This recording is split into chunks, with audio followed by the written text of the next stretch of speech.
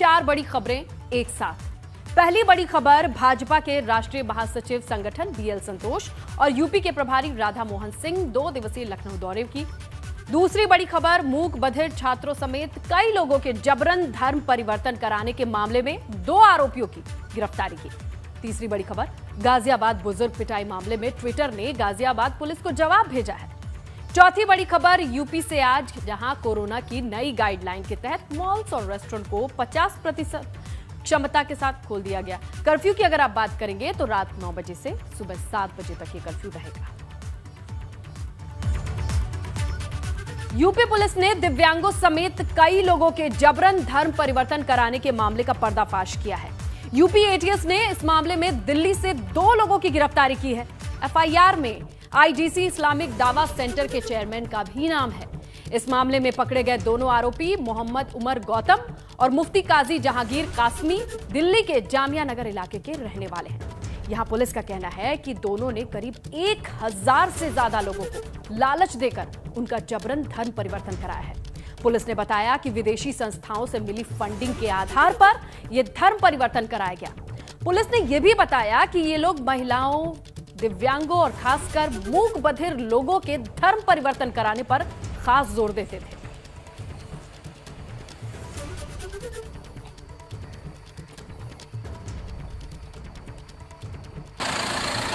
ने बताया पूछताछ में कि उन्होंने अभी तक लगभग 1000 गैर मुस्लिम लोगों को मुस्लिम धर्म में परिवर्तित कराया है तथा बड़ी संख्या में उनकी मुस्लिमों से शादी कराई गई।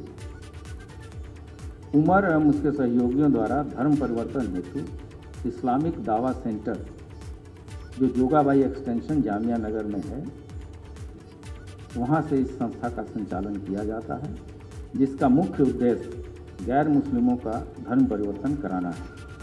जो 2 व्यक्ति गिरफ्तार किए गए हैं उनको संबंधित सक्षम न्यायालय में हम लोग प्रस्तुत कर रहे हैं। इनका आगे भी हम पुलिस कस्टडी रिमांड लेंगे।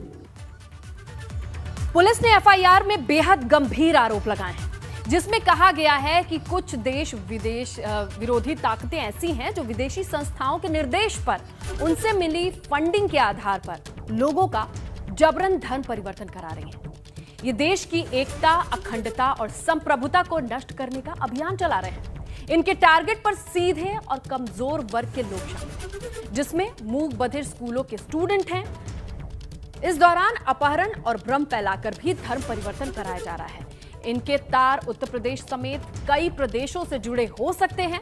इसी साजिश को सोची समझी रणनीति के तहत अंजाम दिया जाता है। वहीं धर्मांतरण के रैकेट का पर्दाफाश होने पर प्रदेश के अल्पसंख्यक मंत्री मोहसिन रजा का कहना है कि उत्तर प्रदेश में योगी जी की सरकार है, मुल्ला की नहीं। सभी पार्टियों के वोट बैंक थे, लोग थे वो। वहीं इस्लामिक सेंटर ऑफ इंडिया के प्रवक्ता सूफियाना निजामी का कहना है कि ये मुस्लिमों को बदनाम करने की कोशिश है। उत्तर प्रदेश में भारतीय जनता पार्टी की आदरणीय योगी जी के नेतृत्व की सरकार है। ये किसी मुल्ला की सरकार नहीं है कि आप यहाँ पर इस तरह के कृत्य कर लेंगे। यहाँ पर सबका साथ, सबका विकास और सबके विश्वास की बात हम करते हैं। यहाँ पर हम किसी को इस तरह का कृत्य नहीं करने देंगे। इसीलिए हमारी सुरक्षा एजेंसियां उनको हाथ हमने बांध नहीं रखे हैं। उन पर कोई पॉलिटिकल प्रेशर नहीं है। वो प्रदेश के हित में, देश के हित में उनको काम करने की पूरी छूट है और ऐसे लोगों को कतई नहीं बख्शा जाएगा। बात तो यह है कि मजहब इस्लाम में कतई तौर पर इस बात की ममानियत है कि किसी को भी जबरन मजहब इस्लाम में दाखिल कराया जाए। लिहाजा इस तरीके की बातें करके कहीं ना कहीं एक मुसलमानों के ख़िलाफ़ एक माहौल बनाने की कोशिश की जा रही है, जिसको कहीं ना कहीं इलेक्शन में जिससे फ़ायदा हासिल किया जा सके। जो लोग पकड़े गए हैं उन पर आप उनका इन्वेस्टिगेशन करें और इंशाअल्लाह जिस तरीके से पहले लोग बाइज्जत बरी हुए हैं, हमें उम्मीद है कि इस बार भी जिन लोगों पर यह कसूर आयद किया जा रहा है वो लोग भी बाइज्जत बरी होंगे। इधर गाजियाबाद में 3 जून को डासना देवी मंदिर के जिस महंत की हत्या की कोशिश की गई थी, उसके तार भी इसी गैंग से जुड़े बताए जा रहे हैं। दरअसल इस मंदिर में 2 बदमाश खुद को हिंदू बताकर मंदिर में घुसे थे। दोनों बदमाशों के नाम कासिफ और विपुल विजयवर्गीय थे। इनके कब्जे से सर्जिकल ब्लेड, आपत्तिजनक दवाएं बरामद की गईं। पता ये चला कि कासिफ की बहन से शादी कर विपुल ने धर्मांतरण कराया था। ये मामला मसूरी थाना क्षेत्र के डासना इलाके का है। दिनांक 2 जून 2021 को डासना स्थित एक मंदिर में 2 व्यक्तियों द्वारा अवैध रूप से ट्रेसपासिंग की कोशिश की गई, जिन्हें हिरासत में लिया गया। उनके पास से कुछ आपत्तिजनक वस्तुएं भी बरामद की गई थी। तो इस तरह के सूचनाएं मिली कि एक बड़ा सा गैंग है जो कि लोगों को सुनियोजित तरीके से धर्म परिवर्तन करा के और फिर और इसमें काफ़ी पैसे वगैरह देके, प्रलोभन देके इन चीज़ों पे काम करता है।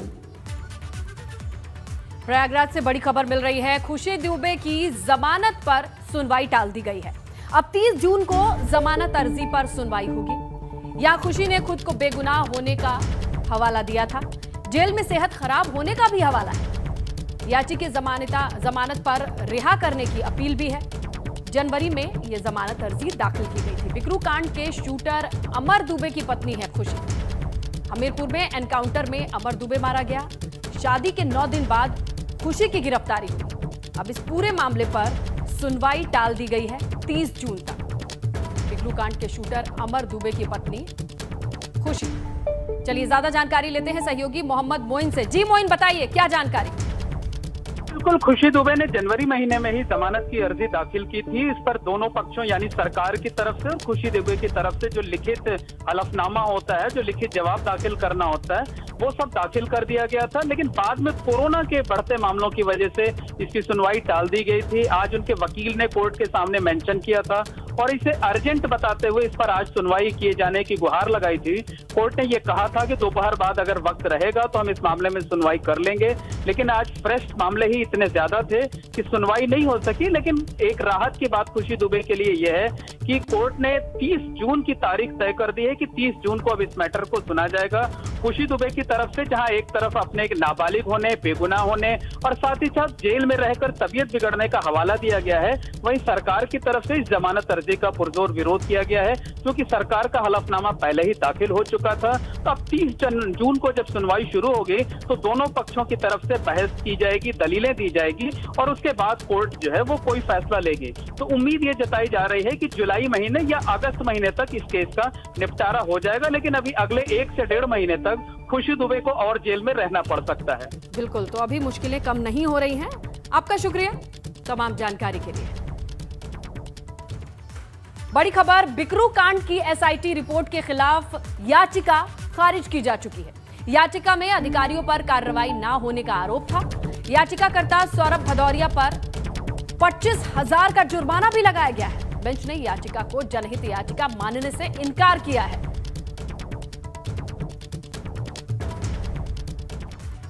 अब बात बारिश की। पहाड़ से लेकर मैदान तक बारिश के चलते नदियां उफान पर हैं। बाढ़ का खतरा बढ़ गया है। देखिए,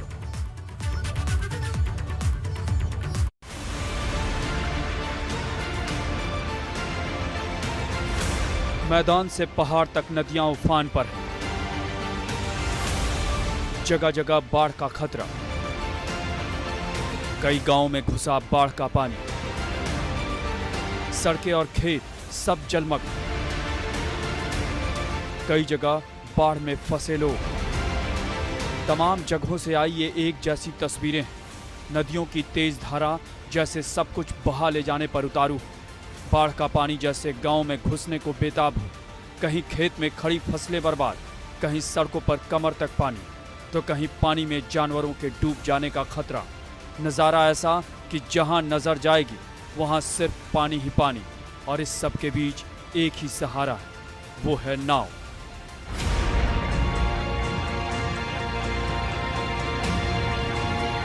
यह हरिद्वार में गंगा का उफान है। जलस्तर लगातार बढ़ता जा रहा है।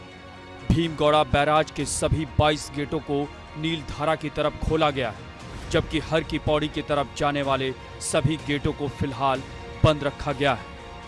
ये सब एहतियात के तौर पर किया गया है। उत्तराखंड में पिछले 3-4 दिनों से लगातार बारिश का सिलसिला जारी था। हालांकि आज हल्की राहत मिली है और पहाड़ों समेत मैदानी क्षेत्रों में धूप खिली है, लेकिन पिछले दौरान जो बारिश हुई थी उससे गंगा का रौद्र रूप नजर आया था। तमाम जो हर की पौड़ी के आसपास के और हरिद्वार में ऋषिकेश के साथ साथ तमाम जो घाट थे वो पूरी तरह से पानी में दब चुके थे। और इस वक्त में भीमगोटा बैराज में मौजूद हूँ। हर की पौड़ी के पास का ये नज़ारा है और यहाँ आप जो हरिद्वार में गंगा का प्रवाह है वो आप देख सकते हैं कि किस तरह से गंगा अपने रौद्र रूप में नजर आ रही है। इस वक्त जो गंगा का पानी है वो 1027 क्यूसेक के बराबर चल रहा है और यहाँ पर सल्ट की जो मात्रा है वो बहुत ज़्यादा है। तकरीबन 15,000 ppm सल्ट की मात्रा इसमें चल रही है और इसी वजह से जो भीमगोटा बैराज के जो यहाँ पर फाटक हैं, चूरे जो गेट हैं उनको खोल दिए गए हैं। तकरीबन 22 गेट हैं, सभी 22 के 22 गेट खोले गए हैं।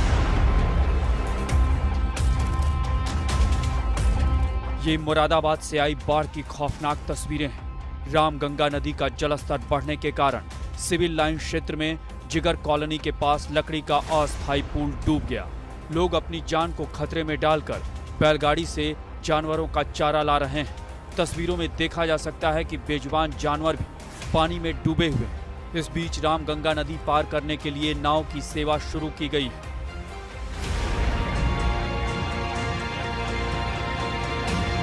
वहीं लखीमपुर खीरी में भी हालात कुछ अलग नहीं है। यहाँ शारदा नदी खतरे के निशान से ऊपर बह रही है, जिससे निचले इलाकों के गांव में बाढ़ का खतरा बढ़ गया है। सड़कों पर पानी आ चुका है। तस्वीरों में देख सकते हैं कि बाढ़ का पानी खेतों की कौन कहे घरों तक पहुंच गया है। सड़कों पर लोग कमर तक पानी में आने जाने के लिए मजबूर हैं।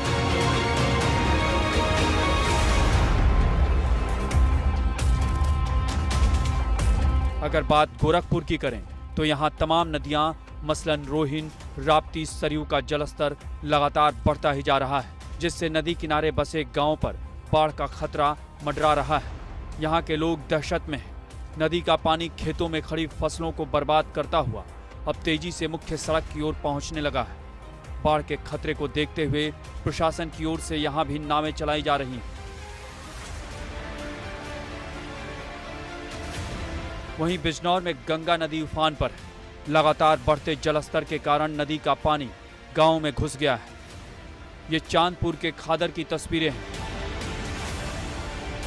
जहां घर और सड़क तालाब में तब्दील हो गए।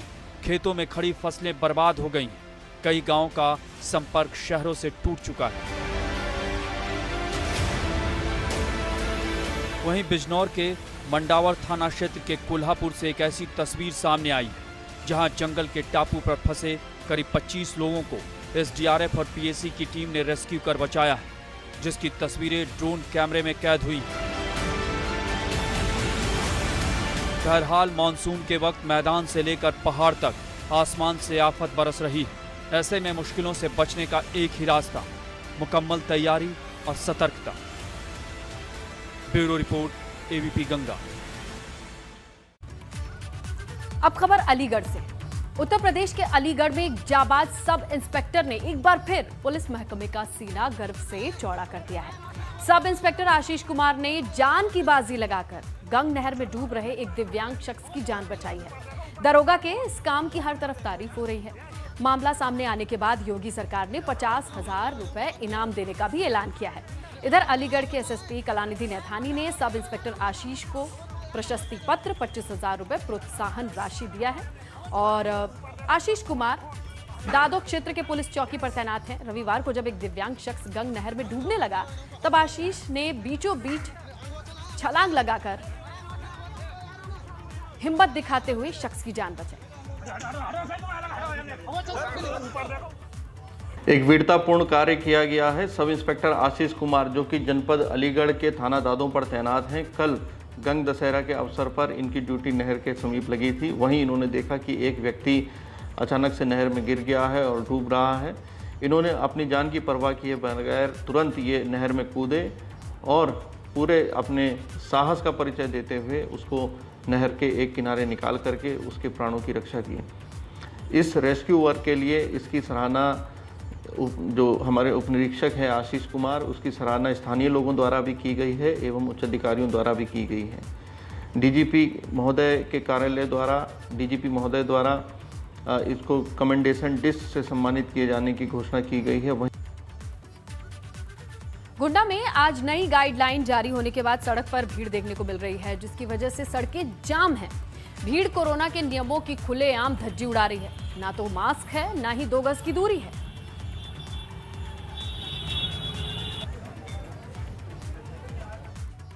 खबर मथुरा से है, जहां सुप्रसिद्ध बांके बिहारी मंदिर दर्शन करने पहुंची बैडमिंटन खिलाड़ी, badminton star Saina Nehwal.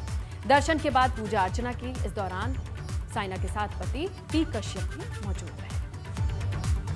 Corona protocol के साथ 7वें अंतर्राष्ट्रीय योग दिवस के मौके पर भारत तिब्बत सीमा पुलिस आईटीबीपी के जवानों ने देश के अलग अलग जगहों पर अपनी तैनाती वाली जगहों पर ही योगाभ्यास किया। हिमालयी, उच्च तुंगता और सीमावर्ती इलाकों की बात करें तो वहां पर भी जो मौजूद बल है, अग्रिम चौकियों पर उत्साहपूर्वक योगाभ्यास करते ये तमाम जवान नजर आए। लद्दाख, उत्तराखंड, हिमाचल प्रदेश, सिक्किम, अरुणाचल प्रदेश में भी यही तस्वीरें आई।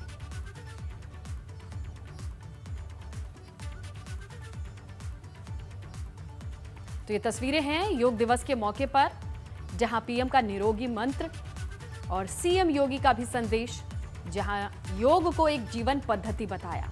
इसके अलावा योग करती तमाम तस्वीरें नजर आई अंतर्राष्ट्रीय योग दिवस के मौके पर।